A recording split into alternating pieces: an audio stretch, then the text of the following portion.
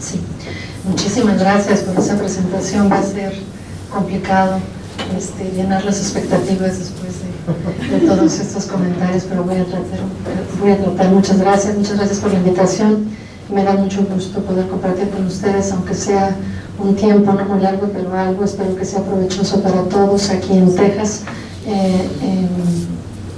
Texas tiene un lugar importante en mi vida, es en la Universidad de Houston, donde yo hice, no sé cómo son las rivalidades entre las universidades ahorita, pero yo viví un tiempo importante en mi vida en Texas. Me pasaron cosas importantes por acá, entonces siempre que regreso es efectivamente eso, se siente como un regreso. Y hoy me gustaría dedicarle una parte del tiempo de nuestra conversación a hablar precisamente sobre algunos de los temas que estuve tratando en este libro, el último que mencionamos aquí, que fue el de Los muertos indóciles. Para empezar a hablar de eso, yo quisiera primero mostrarles ejemplos de tres tipos de escritura, de tres autorías que me han interesado mucho en los últimos tiempos, sobre todo poetas mexicanos. Y quisiera que vieran un poco las imágenes de la escritura porque creo que son relevantes.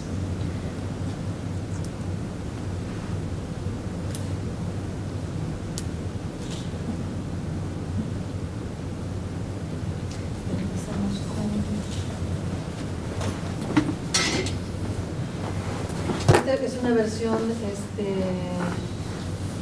¿cómo se llama? Creative Commons, de un libro que publicó la poeta tamaulipeca Sara Uribe. El título del libro es Antígona González, lo publicó en Oaxaca una editorial independiente que se llama Surplus hace un par de años. Y el libro está legalmente circulando gratis en internet por decisión de la autora y por decisión de la editorial también. Es un libro de poesía en el que la autora, no sé si lo puedan ver aquí, pero hay una colección de citas de las víctimas de la violencia, sobre todo de aquellos que pertenecen o que están relacionados al estado de Tamaulipas. Mucho de lo que hace la poeta Sara Uribe es coleccionar esas citas, identificarlas primero en periódicos o en testimonios, seleccionar aquellas partes que pueden funcionar mejor en el libro que ella está construyendo y juxtaponerlas con una serie de citas que vienen también de libros académicos que tienen que ver con Antígona.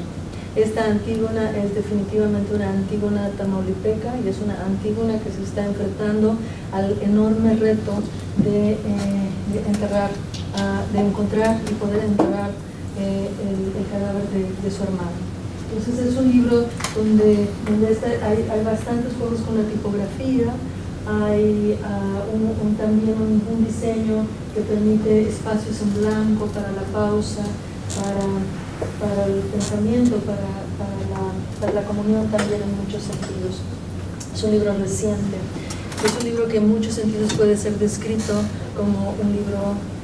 basado en el principio de la escritura, en el que el poeta, en lugar de estar produciendo un lenguaje original o propio, está más bien sampleando, eligiendo de una producción comunitaria aquellas palabras que son luego recontextualizadas dentro de un trabajo que le pertenece a Sara por derecho propio, porque ella ha hecho la curaduría de estas frases, pero que le pertenece, como queda claro en las últimas páginas de este libro, a todos y cada una de las personas que emitieron esas palabras y que son en muchos sentidos sus autores también. Entonces podríamos decir que este es un trabajo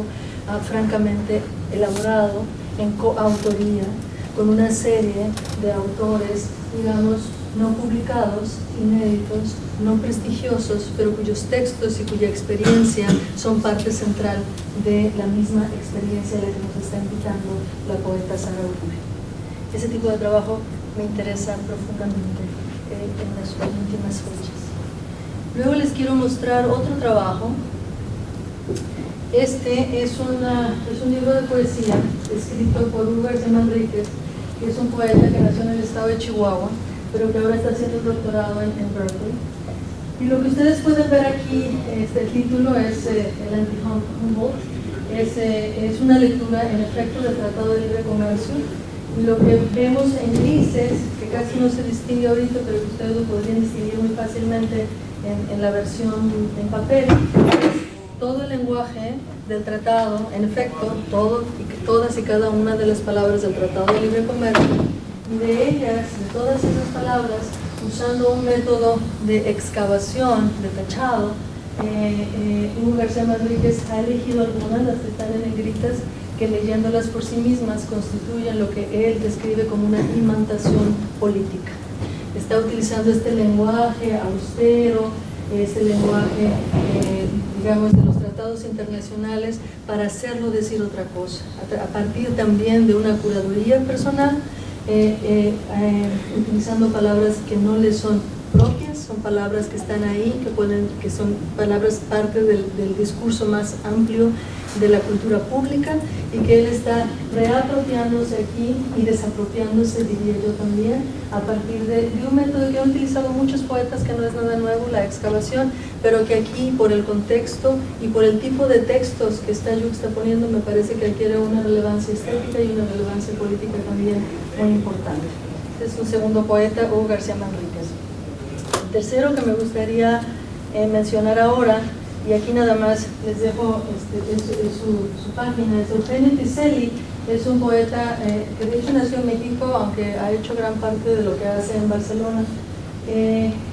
una de las cosas que me parece muy interesantes de su trabajo es que ha utilizado su conocimiento como programador para dejar de escribir poesía. Es decir, que hizo una página y un programa que de manera aleatoria va mezclando las frases, ciertas frases, para ir produciendo una suerte de poesía maquínica, digamos así, mientras él se dedica a hacer trabajos también muy interesantes con campesinos en África y campesinos en Oaxaca, también utilizando sus conocimientos como programador para poder entablar una conversación que tiene que ver con la producción cultural, pero también con la producción de los medios de vida en estas comunidades. Uno de sus últimos proyectos, y ahorita ya no lo pude encontrar aquí, pero vayan, si les interesa, vayan revisando bien esta página. Programó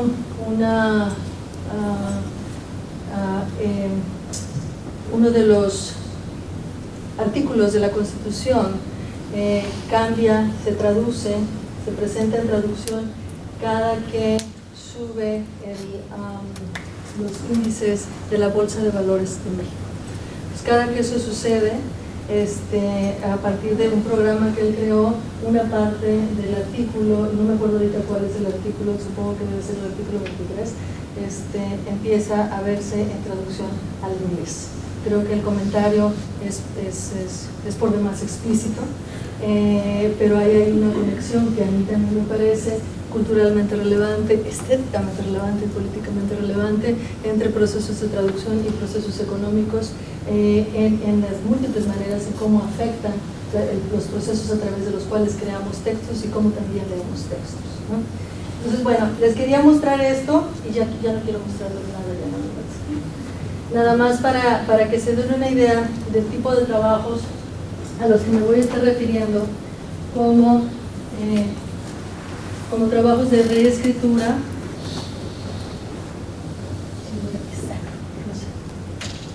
como trabajos de reescritura,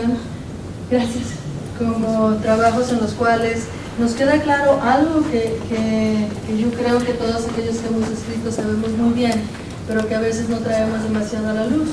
y es que todo proceso de escritura es un proceso de escritura con otros, que no hay texto que se escriba solo, que no hay soledad en la escritura, que el escritor desde el momento en que tiene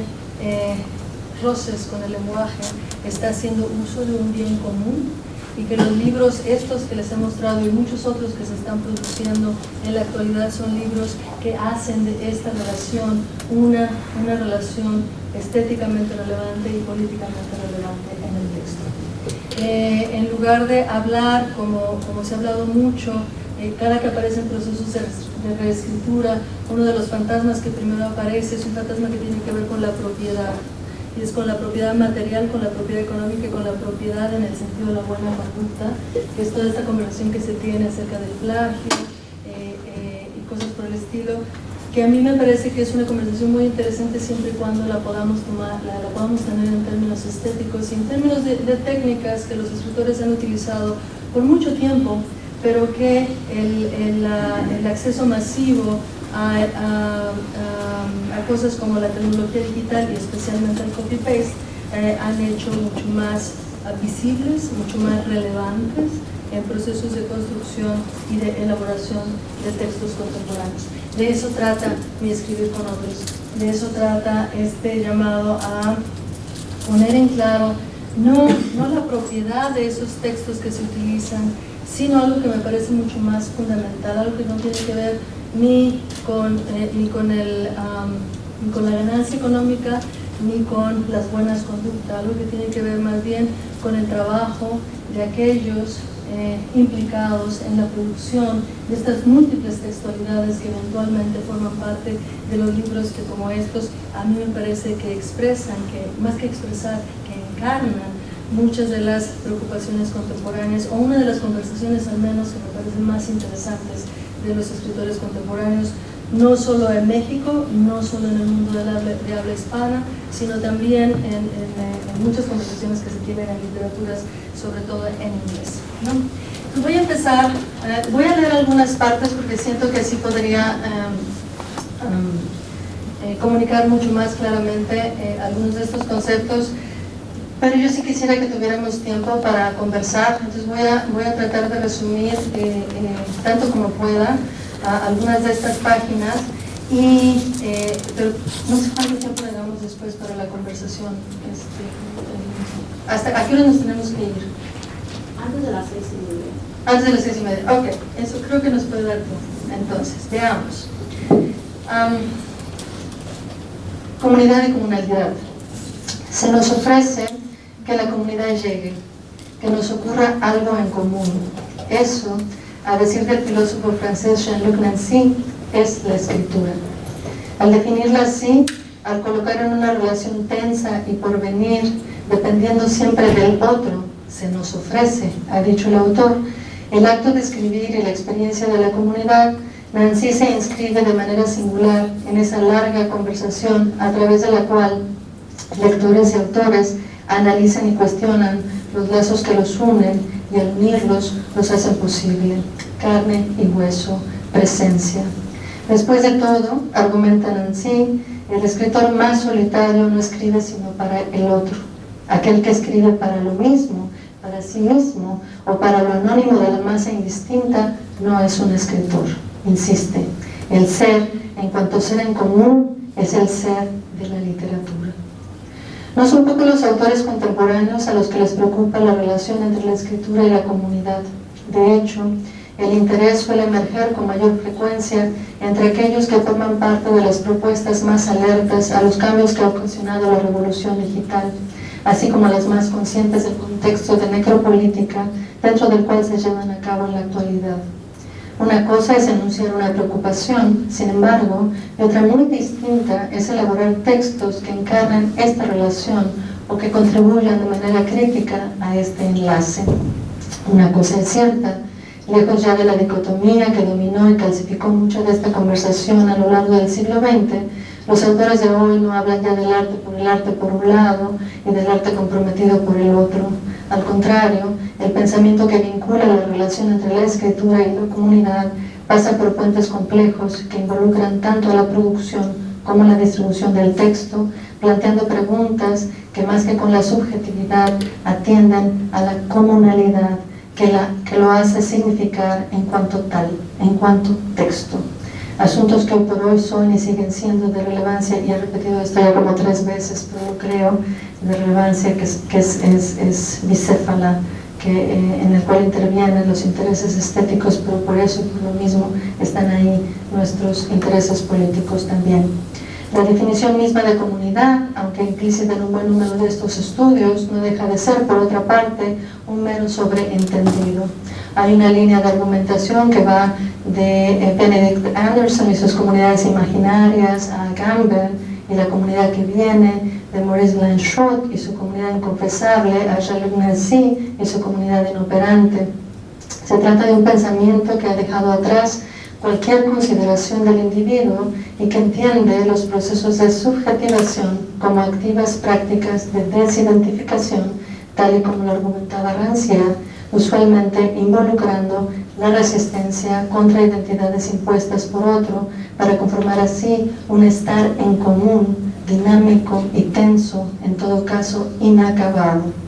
Pensar la comunidad, que es pensar el afuera de sí mismo, y la aparición del entre que nos vuelve a nosotros y otros a la vez, es una tarea sin duda de la escritura. ¿Acaso es así en realidad su tarea de tener una, su razón de ser, de tener solo una? Sin embargo, en pocos sitios de esta discusión filosófica acerca de la comunidad que toca, y no de manera tangencial, a las prácticas de escritura, se trae a colación los procesos, tanto históricos como culturales, a través de los cuales tal comunidad se produce.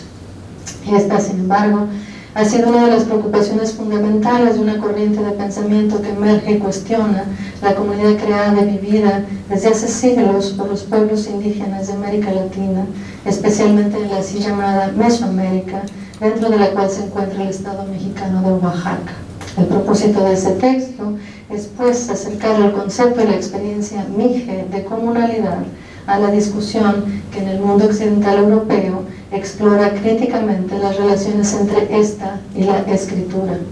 Y lo hago así porque un punto nodal en la producción de la comunalidad de los pueblos mesoamericanos es el concepto y la práctica del trabajo colectivo, comúnmente conocido como tequio, una actividad que une a la naturaleza con el ser humano a través de los lazos que van de la creación a la recreación, y hago aquí el énfasis en esta recreación que me suena mucho a reescritura, en contextos de mutua posesión que de manera radical se contraponen a la propiedad y lo propio del capitalismo globalizado de hoy. Algo semejante, y esta sería mi argumentación, se proponen ciertas escrituras contemporáneas empeñadas en participar en el fin del reino de lo propio a través de estrategias de desapropiación textual que evaden o de plano impiden la circulación del texto, a menudo en forma de libro, en el ciclo económico y cultural del capitalismo global. Se trata de maneras políticamente relevantes de entender el trabajo del escritor en cuanto tal, es decir, en cuanto trabajo, uno que, habiéndoselas de cerca con el lenguaje común, se encarga de producir y reproducir tanto significado como significante. Se trata así entonces de entender el trabajo de la escritura como una práctica del estar en común, en la cual, o a través de la cual se exponen, al decir de Jean-Luc Nancy, las singularidades finitas que la conforman. Se trata, finalmente, de entender a la escritura siempre en tanto ejercicio inacabado, ejercicio de la inacabación, que produciendo el estar en común de la comunalidad, produce también, y luego entonces, el sentido crítico, al que a veces llamamos imaginación, para recrearla de maneras inéditas.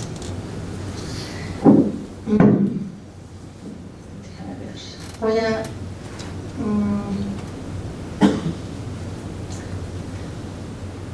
dos cositas más sobre Nancy y nos vamos ya a la comunalidad. Porque la comunidad se hace de singularidades, es decir, de seres finitos. Nancy rechaza la posibilidad de fusión presente en la comunión y mejor enfatiza en su lugar el lugar de la comunicación, no entendida esta como un vínculo social intrasubjetivo a la manera de Habermas, por ejemplo, sino como el lugar de la comparecencia, que consiste, dice él, y aquí cito, en la aparición del entre como tal, tú y yo, el entre nosotros, fórmula en la cual el yo no posee valor de yuxtaposición, sino de exposición. La experiencia de la comunidad es pues una experiencia de finitud,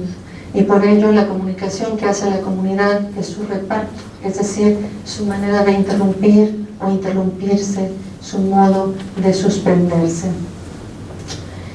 A mí lo que me interesa de esta discusión y la manera en que estoy tratando de unirla es que a pesar de que se insiste mucho acerca de este estar en común,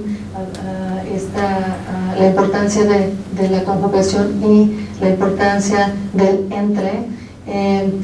cuando empezaba a pensar todas estas categorías en relación a mi propio proceso de escritura, necesitaba también algo mucho más material y mucho más concreto a lo cual poder agarrarme. Y fue en esta época que empecé a leer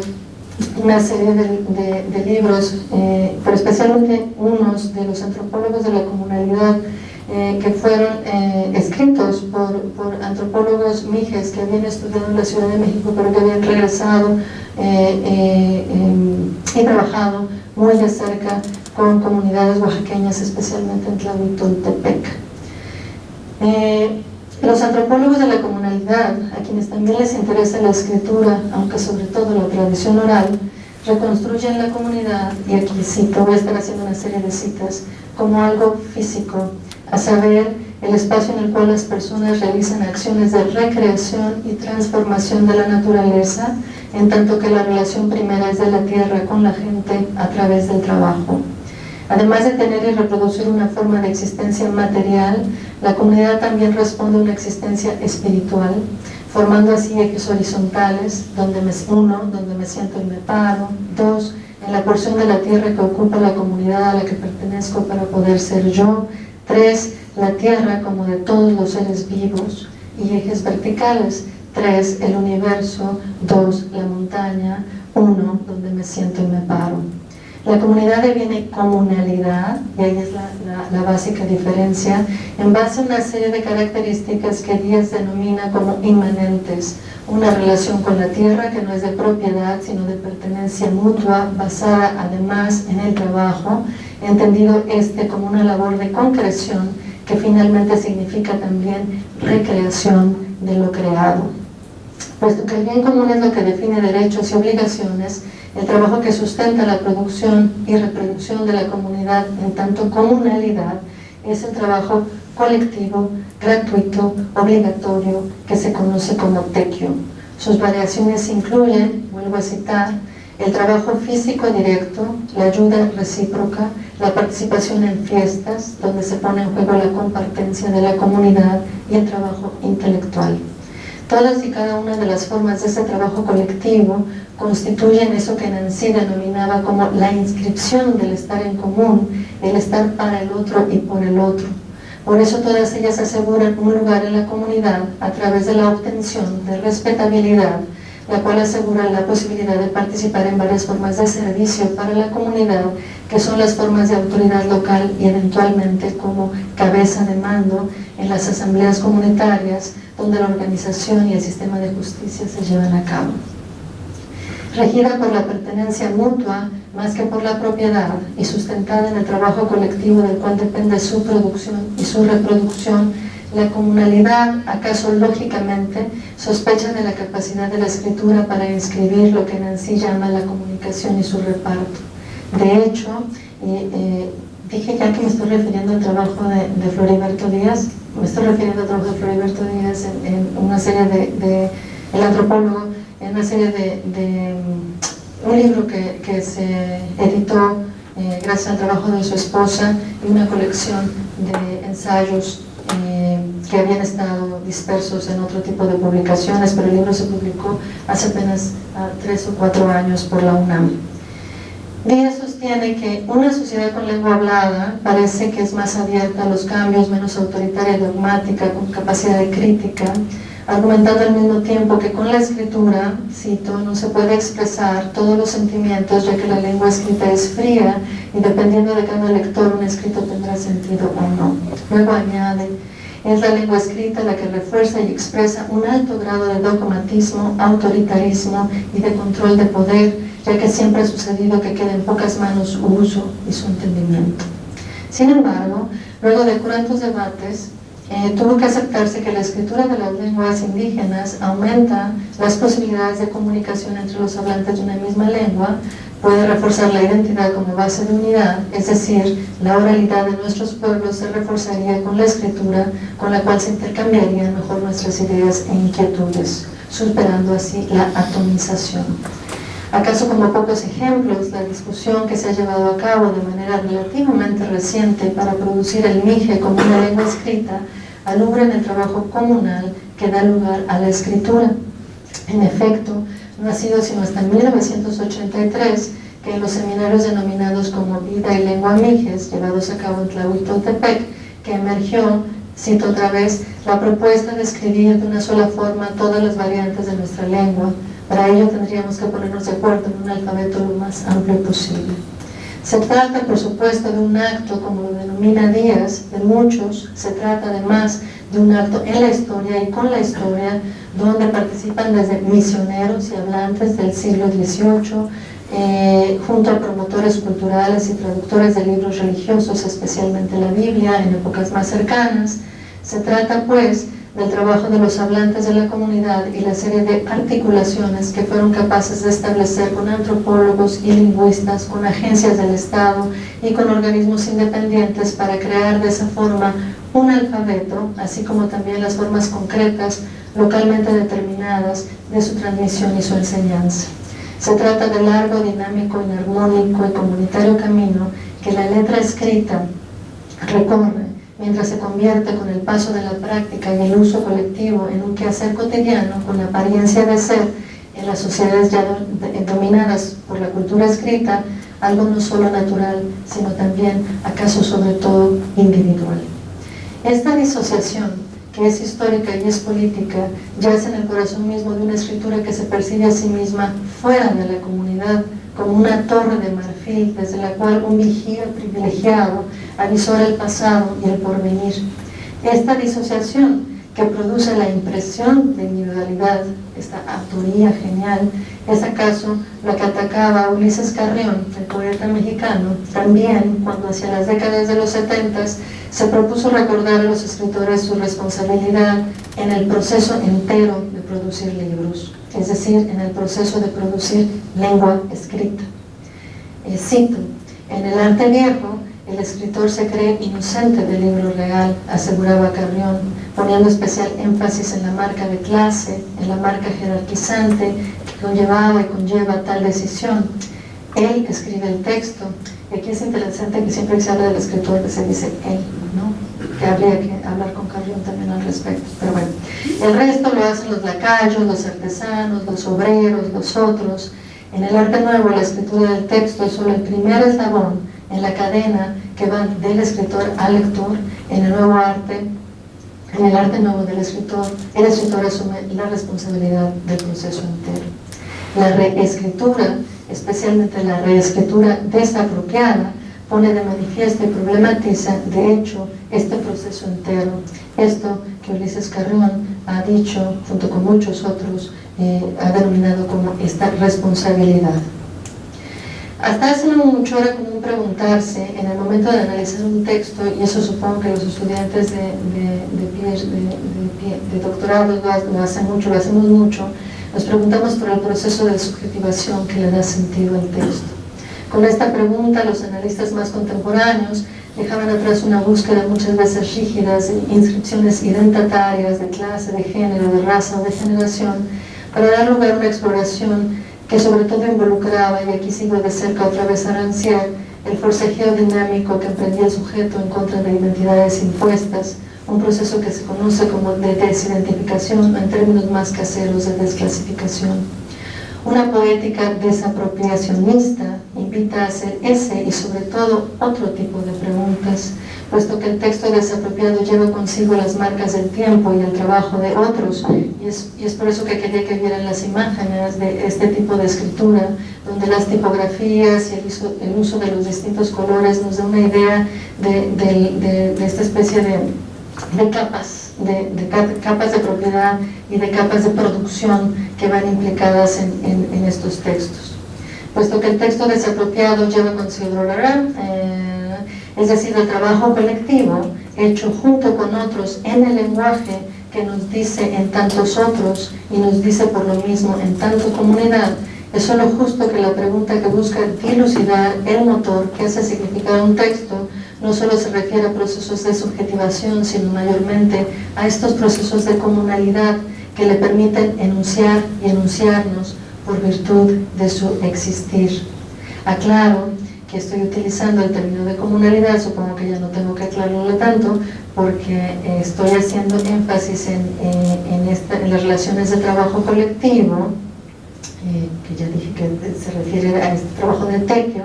que se encuentra en el eje mismo de su existir como una fuera de sí mismo y como una forma básica de un estar con otros. Este trabajo colectivo, gratuito, de servicio, es lo que deja ver la reescritura cuando se le lleva a cabo desapropiadamente. Y eso es, sin duda, lo que la vuelve amenazante para sistemas cerrados y jerárquicos que viven y predican el privilegio, el prestigio o el mercado, la ganancia, en lugar de la compartencia. Formular los ejes de este tipo de interrogantes seguramente requerirá otra plática, pero algunas de las cosas que puedo adelantar es que las preguntas tendrían que evadir la mera biografía intelectual del autor, desde los libros que leyó hasta las universidades o tertulias que frecuentó, etc., para concentrarse en las prácticas materiales que le vincularon a ese texto, algo que acerca de el ganarse la vida o el cómo de este trabajo cotidiano, hasta el sistema personal de decisiones estéticas que le permiten elaborar este y no otro libro, este y no otro artefacto de la cultura. Imagino que las preguntas no solo intentarán dilucidar las relaciones específicas que el cuerpo material de la escritora con su estar con otros, los datos más bien identitarios de clase, raza, género y generación, entre otros, sino que irán más lejos, irán hasta los resquicios últimos donde se cuece el brebaje de su comunalidad. Una de las primeras preguntas en este sentido tendría que ser, sin duda, acerca de ese trabajo comunal, gratuito, obligatorio, en el lenguaje en común, que le da existencia a ese texto en el afuera de sí. Se trata de una historia de la lectura, sí, pero en realidad estamos hablando de otra cosa, como diría Antoine Volodin.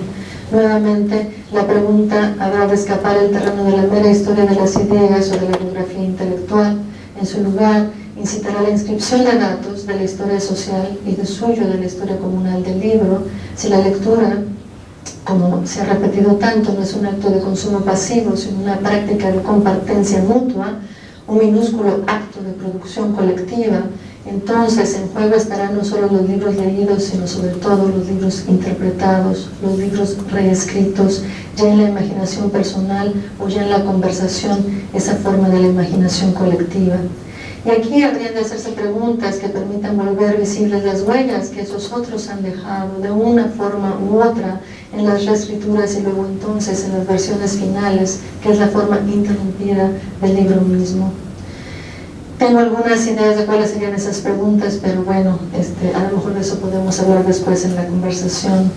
Lo que cada vez me queda más claro, sin embargo, es que la escritura de libros en comunalidad tendrá que vérselas, y esto de manera explícita, con la puesta en escena de la autoría plural, de qué manera las figuras del narrador, punto de vista o arco narrativo, por ejemplo, tendrán que rehacerse para dar fe de la presencia generativa de otros en su mismo existir, qué soporte se habituará mejor a la revelación continua del palimpsesto y la yuxtaposición intrínseca a cada proceso escritural. ¿Cómo será el así llamado aparato crítico cuando cada frase e incluso cada palabra tenga que dar cuenta de su ser plural y pluralmente concebido?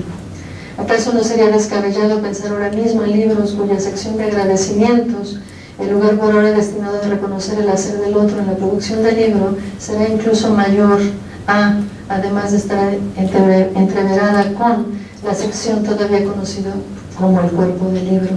¿Acaso la escritura que desde la comunidad se antepone a los avatares de la necropolítica? No será impensable concebir libros que sean, y esto de manera abierta, eso precisamente, un puro reconocimiento, que es un puro cuestionar crítico acerca de la relación dinámica y plural que hace posible, en primer lugar, su existencia. ¿Y qué otra cosa es reconocer? Y reconocer al otro sin un libro, sino un puro agradecimiento. Con eso termino la parte de la lectura y con eso me gustaría haber dado pie a algunas de sus preguntas.